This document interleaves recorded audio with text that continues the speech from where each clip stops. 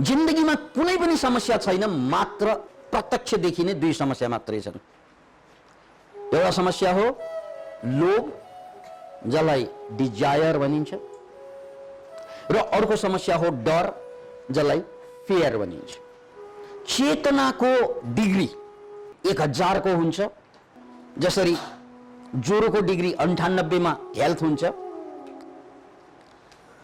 त्यस्तै ब्लड हाम्रो 7.5, यदि हाम्रो पीएच भ्यालु 7.5 भित्र रह्यो भने हामी पर्फेक्ट हेल्थी बन्छौं। सबै कुरामा नम्बर हुन्छ। यो नम्बर हाम्रो चेतनामा पनि हुन्छ। ज्वरोमा नम्बर हुन्छ। हामीले अलि ब्लडको प्रोफाइल लिन गयौं भने सबै कुरा नम्बरमा देखाउँछ। प्लेटलेट्सको नम्बर, राइट, ब्लड काउन्टहरुदेखि लिएर सबै कुरा नम्बरिङमा हुन्छ। साइन्स भनेकै जब कुनै पनि कुरालाई नम्बरमा ल्याइन्छ अनि मात्रै त्यो साइन्स बन्छ। नम्बरमा आएन भने यो राम्रो हो कि नराम्रो हो कि तल हो कि माथि हो कि थाहा नै हुँदैन। त्यसकारण चेतना, कन्सियसनेसलाई पनि डाक्टर डेभिड आर हकिन्सले नम्बरमा ल्याइदिनु भयो। त्यहाँभन्दा अगाडि चेतनाको कुनै पनि मापदण्ड थिएन। 1000। त्यसपछि मान्छेलाई जीवन बुझ्न र बुझाउन सजिलो भयो। त्योभन्दा अगाडि बुझ्ने र बुझाउने वैज्ञानिक तरिका थिएन क्या? तरिका थियो, दर्शन भनिन्छ त्यसलाई।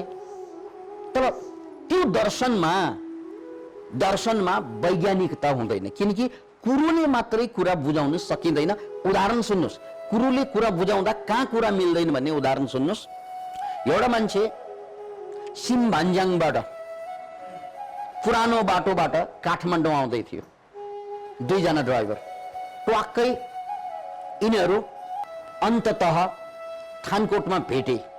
दुवै ड्राइभर चिया पसलमा दुवैको गफ सुरु हुन्छ। एउटाले के भन्छ, यार सिमभान्ज्याङबाट गाडी 7 घुम्ती भएर आउँदा साह्रै डर लाग्दछ मलाई त, कहिले पुग्ला किन नपुग्ला भन्ने मात्रै लागिरहेको थियो। बडा खतरा रहेछ, बडा डर लाग्दो रहेछ, यो बाटोमा कहिले पनि आउँदैन भनेर एउटा ड्राइभरले आफ्नो उद्गार पोखिरहेको। त्यही बेला अर्को ड्राइभर पनि थियो। त्यसले के भन्दै थियो, ए त्यहाँबाट आउनु जति मजा त कहाँ होला, कति सजिलो, म त गाडी ल्याउँदै एकदम गुनगुनाउँदै गर्दै आइपुगे भन्छ बा। 2 ड्राइभर, त्यही सिमभान्ज्याङ, त्यही समय। एउटाको अनुभव सिमभान्ज्याङबाट आउनु बडा सजिलो, हुई गाडी हुन्छ। अर्कोको अनुभव, ऊ पनि ड्राइभर, एकदम गाह्रो, मोड्नै गाह्रो भन्छ। हेर्नुस् है, दुवैको कुरा छ यहाँ, दुवैको अनुभव छ। उसले शब्दमा व्यक्त गरिरहेछ, उल्टो व्यक्त गरिरहेछ। एउटाले सजिलो त्यही चिज, अर्कोले गाह्रो। पछि के थाहा पाइयो भने एउटा ट्रक लिएर आइरहेको रहेछ, अर्को चाहिँ ट्याक्सी लिएर आइरहेको रहेछ। ट्याक्सी लिनलाई त हुई भइहाल्छ नि, ट्रक लिनलाई पो त्यो हुई जान सकिँदैन ट्रक, राइट। त्यसकारण कुरा बुझाउनु भनेको प्राय असम्भवै हुन्छ मान्छेलाई, किनकि मैले जे कुरा भन्छु, मैले जस्तो भन्छु त्यस्तो तपाईहरुले बुझ्नुहुन्न कसैले पनि। तपाईको अनुभवसँग डाँजेर हेर्नुहुन्छ त्यसलाई। तपाई ट्रक ड्राइभर हो भने ए यार यो हिँड्नै नजाने भन्छ, किनकि मैले ट्याक्सीको कुरा गरिरहेको हुन्छ, तपाईले ट्रकसँग जोडिरहेको हुन्छ कुरा, राइट। त्यसकारण मान्छेलाई बुझाउनु असम्भव जस्तो किन हुन्छ भने मैले कुरो मेरो अनुभवको आधारमा भन्ने हो। मैले जे जानेको हुँ, जे साधना गरेको हुँ, जे तपस्या गरेको हुँ, किनकि यो शरीरको साधनामा झन्डै 38 वर्षको अनुभव छ। कति रे? 38 वर्ष। Can you imagine it? अब तपाईहरुको 38 दिनको अनुभव नहुने विद्यार्थीलाई 38 वर्षको अनुभव पोख्दा उनले के बुझ्छ? आफ्नो हिसाबले बुझिरहेको हुन्छ उनले, राइट। अनि बुझाउनु गाह्रो हुनुको कारण त्यो हो। यो मेरो मात्रै समस्या होइन, घरको पनि समस्या त्यही हो। श्रीमानको आफ्नै अनुभव हुन्छ जिन्दगीको, श्रीमतीको अर्कै।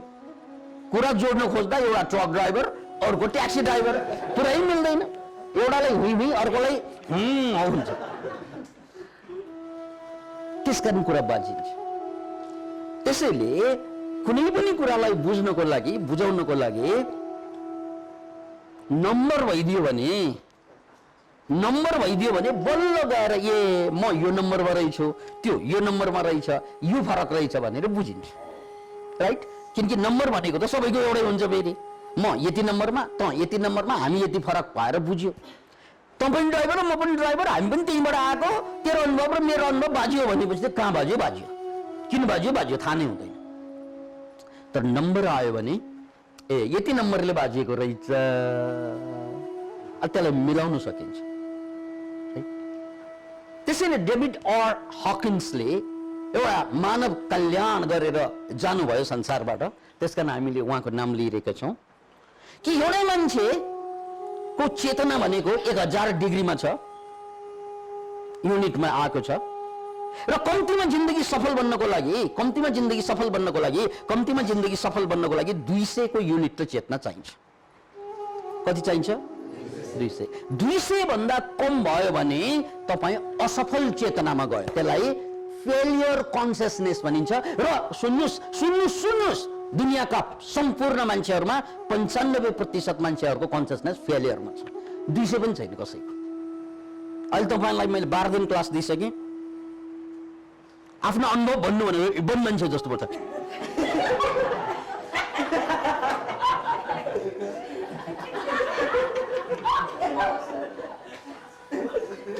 अनि मान्छे हो कि बन मान्छे हो तपाईँहरू? सहरमा बस्ने बन मान्छे,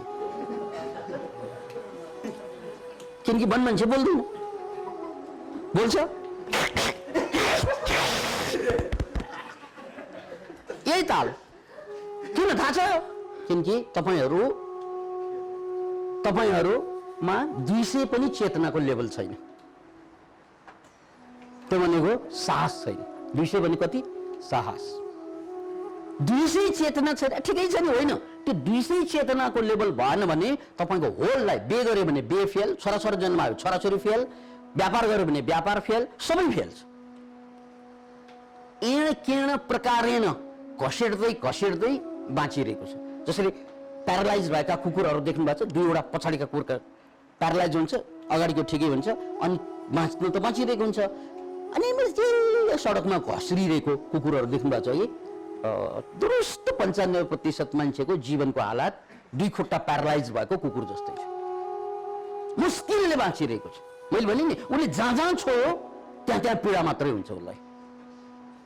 छोराछोरी जन्माए त्यसैबाट दुःख, लोग्ने ल्याए त्यसैले दुःख, स्वास्नी ल्याए त्यसैले दुःख, घर बनाए घरकै पीडा, जागिर खाए जागिरको पीडा, नबनाउँदा मन मान्दैन, बनाउँदा पनि मन मान्दैन।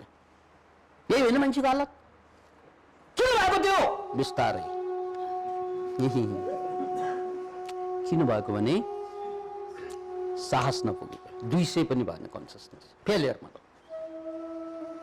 त्यसकारण सबभन्दा ठुलो कुरा भनेको लाइफको न्यूनतम आवश्यकता, बाँच्नको लागि न्यूनतमको आवश्यकता के हो? घाँस बाँस कपास सहवास भनिन्छ नि, होइन? यो शरीरको लागि हो, यो शरीरको आवश्यकता हो। घाँस बाँस कपास सहवास भनेको न्यूनतम आवश्यकता शरीरको लागि। मनको न्यूनतम आवश्यकता के हो? साहस। जसरी शरीरको लागि घाँस बाँस कपास सहवास भएन भने शरीरले काम गर्दैन, फेलियर हुन्छ। त्यस्तै जिन्दगी फेलियर कहाँ हुन्छ त भन्नाले न्यूनतम आवश्यकता पुरा भएन भने त्यो न्यूनतम आवश्यकता भनेको साहस। त्यसको नम्बर हो 200। अनि साहस, क्लासमा बसेर प्रश्न गर्न नसक्नु, आफूलाई खोल्न नसक्नु, आफ्नो कुरा भन्न नसक्नु, यो जम्मै तपाईँ 200 भन्दा मुनि हुनुहुन्छ, सिद्धिसक्यो। त्यसकारण म भन्छु यदि यही बाँचिरहने हो भने श्राद्ध गर्दा हुन्छ आफ्नो, किनकि म मरिसकेँ, पिण्डदान गरिदिँदा हुन्छ, किनकि म मरिसकेँ। किन भनेको यस्तो? यो तितै कुरा गरे, किनकि तितो सत्य यही हो कि हामी साइकोलोजिकल्ली मरिसक्यौँ, शरीर मात्रै बाँचिरहेको छ, चेतना मरिसक्यो हाम्रो। चेतना त मर्दैन, तर त्यसलाई छोपिसक्यो। त्यसैले कम्तीमा 200 कन्सियसनेस चाहिन्छ। त्यसपछि मात्रै अनि तपाईँ सक्सेस कन्सियसनेसमा जान्छ। सक्सेस कन्सियसनेस भनेको अर्को लेभल, त्यसको लेभल 540 युनिटसम्म सक्सेस कन्सियसनेस र त्यहाँभन्दा माथि त्यो सक्सेस कन्सियसनेस भन्दा माथि मात्रै स्पिरिचुअल कन्सियसनेस सुरु हुन्छ 600 बाट। त्यसले मुक्तिको यात्रा गराउँछ। त्यो जीवनको अन्तिम उद्देश्य। त्यो त कता हो कता, त्यसलाई त दूरबीन राखेर हेर्नुपर्ने अवस्था छ अहिले। अहिले हामी कहाँ छौँ? 200 मुनि अधिकांश मान्छे। र कम्तीमा पनि तपाईको जीवन कल्याण हुने हामी अहिले भनेको बाँधिएको अवस्था। सिक्री छ हातमा, बेडी छ खुट्टामा। यो बाँधिएको मान्छे कहिले पनि पुग्दैन, किनकि बाँधिएको अवस्थामा छ। समय बदलिन्छ, क्यालेन्डर बदलिन्छ, वर्ष बदलिन्छ, बर्थडे धेरै मनाइन्छ, तर तपाईँ कहीँ पनि पुग्दैन, किनकि तपाईँको खुट्टा र हात बाँधिएको छ। हामी जम्मै बाँधिएका मान्छेहरू, हात खुट्टा बाँधिएका मान्छेहरू। र यो हात खुट्टा बाँधिएका मान्छेहरू आज जुन पीडा छ भोलि योभन्दा बढ्नेवाला छ, बुझ्नुहोस्। आज जुन दर्द छ जिन्दगीको, अर्को साल ह्याप्पी बर्थडे मनाउँदाखेरि त्यही ह्याप्पी बर्थडे मात्रै ह्याप्पी हुन्छ, अरू जम्मै दुखी हुन्छ। राइट? केही पनि हुँदैन अब, किनकि हात खुट्टा बाँडिएको छ। काल अगाडि आउँदैछ, रोग अगाडि आउँदैछ, खतम जिन्दगी। कहाँ बाँधियौँ त भन्नाले 200 पनि पुगेन। त्यसकारण खोल्ने बन्धन, तोड्दे बन्धन, तोड्दे बन्धन, हक्कडीलाई तोड्दे। त्यो नतोडेसम्म जिन्दगी तपाईँ अघोषित गुलाम हो, दास हो, स्लेभ हो, अघोषित। घोषणा छैन, म दास त कसैले भन्दैन, कसैलाई पनि भन्दैन, तर हामी जम्मै दास हौं। के को दास? मनको दास, आफ्नै मनको दास। अरूले हामीलाई कैद गरेको छैन, हामी आफैले कैद गरेका छौं। कसले गर्यो कैद? डरले गर्यो कैद। कसले गर्यो कैद? बालक बबुरो दुईजसुको नामा, फेरि जोडसँग, बालक बबुरो दुईजसुको नामा छुपी जोडामा। त्यही भनेको, हे बालक बबुरो। We all are into the पिंजरा। हामी सबै मान्छे मनको पिंजरामा छौं, बुझ्नुस् यसलाई। We all are into the मनको पिंजरा, डरको पिंजरामा। त्यही भनेको त्यो पिंजराको पंछी जस्तै हामी पनि छटपटाइरहेका छौं। आकाश बाहिर छ, खाना भित्र छ, पानी छ, खाना छ, तर मैले चाहेको कुरा जम्मै बाहिर छ आकाशमा। म जेलभित्र छु, म थुनिएको छु। तोड्न सक्थे, उड्न सक्थे, तर म उड्दिनँ, किनकि मलाई डर लाग्छ। त्यसकारण तपाईले यो जीवनलाई फेरि नयाँ जीवन सुरु गर्नु छ भने, जहाँ स्वतन्त्रता हुन्छ, आजाद हुन्छ, त्यो आजादी सुरु गर्नु छ भने केही गर्नु पर्दैन, डरलाई जित्दै पुग्छ। Very simple. तर डरलाई जित्नु भनेको डरलाई बुझ्नु, त्यसको पूर्वाधार। डरलाई जित्नु भने डरलाई बुझ्नु। के रे? अहिले ठुलो स्वरमा डरलाई जित्नु छ, तर डरलाई जित्ने पूर्वाधार के रे? डरलाई बुझ्नु।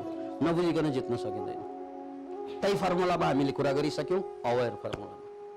अब यति कुरा मैले किन भनिरहेको छु?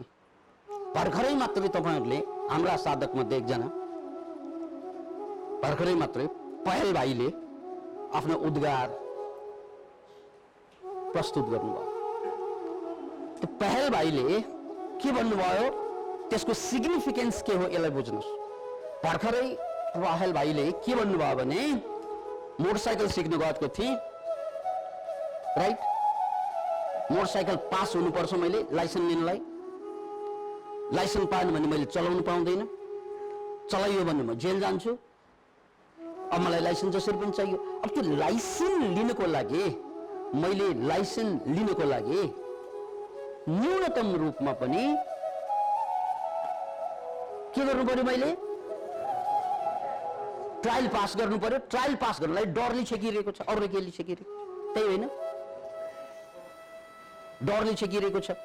अनि डर त उहाँलाई पनि लाग्यो। कसलाई लाग्यो? पहल भाइलाई पनि डर लागिरहेको थियो। त्यही बेला उहाँले हामीले यहाँ सिकेको ज्ञानलाई प्रयोग गर्नुभयो र त्यो ज्ञानले के बतायो त भन्नाले डर भनेको रियालिटी होइन, यो मात्र विचार हो। बाधा बाइक होइन, बाधा मेरो विचार। बाधा बाइक होइन, एक्सिडेन्ट होइन, बाधा के त? मेरो विचार। अब यो विचारलाई बगाउनुको लागि मैले गर्न सक्ने के त? श्वास क्रिया। पेशल भाइले गर्नुभएको त्यही होइन? श्वास क्रिया हो होइन? अलिक ठुलो स्वरमा पेशलले मात्रै है, हो होइन भाइ? उहाँले गर्नुभयो के? श्वास क्रिया। एउटा रियलाइजेसन। डर भनेको के? विचार। अनि डर भनेको विचार हो।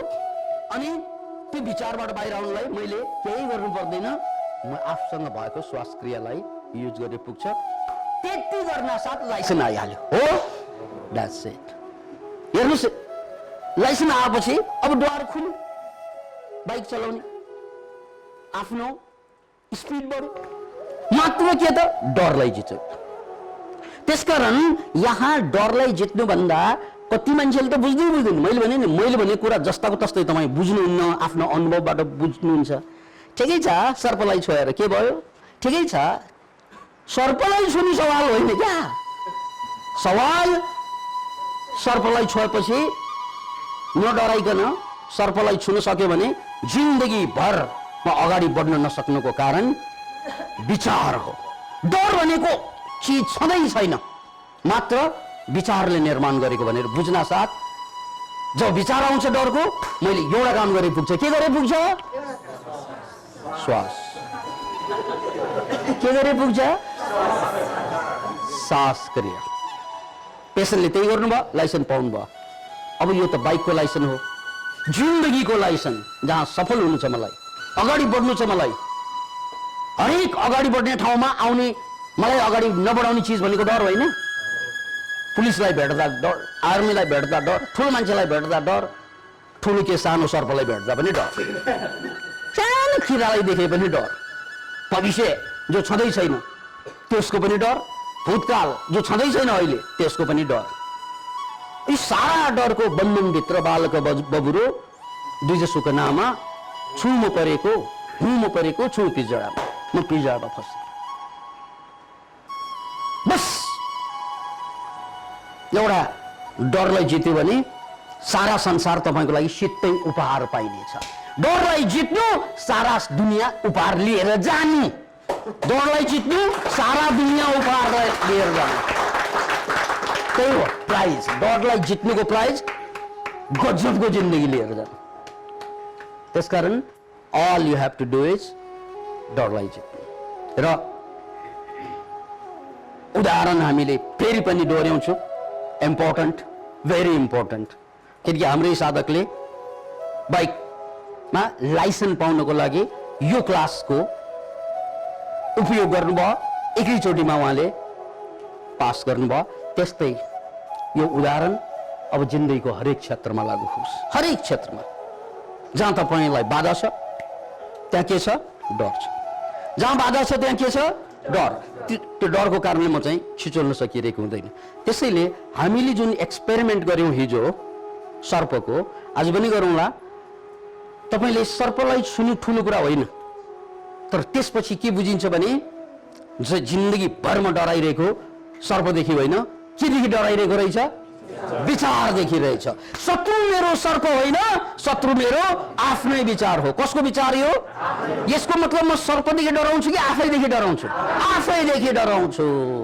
यो पागलहरूको बस्ती भन्, पागल बस्ती भन्ने एउटा उपन्यास छ नि सरुभक्तको, है? हामी पनि पागल बस्तीभित्र छौँ।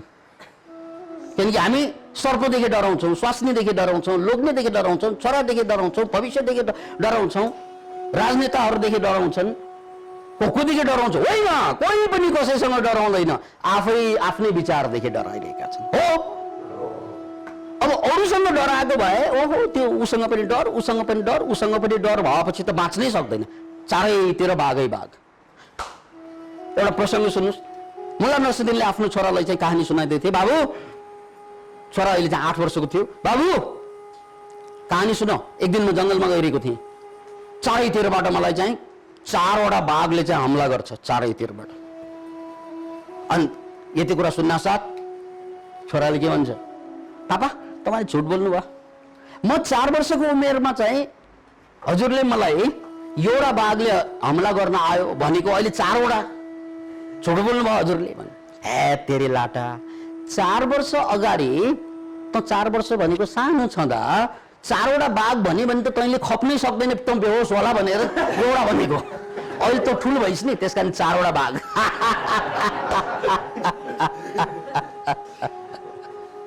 ओके, भनेको मतलब यसको सन्देश के त भन्नाले मान्छेको बुझाइ, मान्छेको क्षमता समय समय अनुसार बदलिन्छ। कुनै बेला एउटा बाघ भन्दा पनि डराउने मान्छे बुझ्यो भने, शक्ति बढ्यो भने 4वटा बाघ भन्दा पनि डराउँदैन। यो कहानीको सन्देश त्यो हो। त्यस्तै जब हामीले बुझ्छौँ डर त मलाई डर लोग्नेदेखि होइन, स्वास्नीदेखि होइन, परिवारदेखि होइन, भविष्यदेखि होइन, जाँचदेखि होइन, जीवनको आँचदेखि होइन, फेल होला भन्ने कसैदेखि डराएको होइन। म केदेखि डराएको रहेछु? विचारदेखि। अनि यो विचार कसको? आफ्नै। भनेपछि म कोदेखि डराएको रहेछु? आफैसँग। त्यसैलाई त भनिन्छ पागल बस्ती। आफैसँग डराएर बसेका छौँ। बस हाम्रो एक्सपेरिमेन्टले बुझ्ने त्यही हो, म आफैसँग डराएर बसेको रहेछु, अब आजबाट डराउँदैन। त्यसकारण लोग्ने पनि नर्मलै हो, मेरै विचारले डराएको रहेछ। स्वास्नी पनि नर्मल हो, छोरा पनि नर्मल हो, फ्युचर पनि नर्मल हो, पास्ट पनि, everything is normal, only you are abnormal. That's it. सबै नर्मल हो, तपाईँ मात्र एबनर्मल भयो। त्यसकारण आफूलाई नर्मल बनाउनु। अब आफूलाई नर्मल बनाउनुको लागि के बुझ्नु पर्यो? रियालिटी बुझ्नु पर्यो। रियालिटी के सत्य के हो त भन्नाले डर जानेको विचार हो। यति बुझेर जानुहोस्, अब जिन्दगीको युद्धमा तपाईँ वीर हुनुभयो, जित्नुभयो।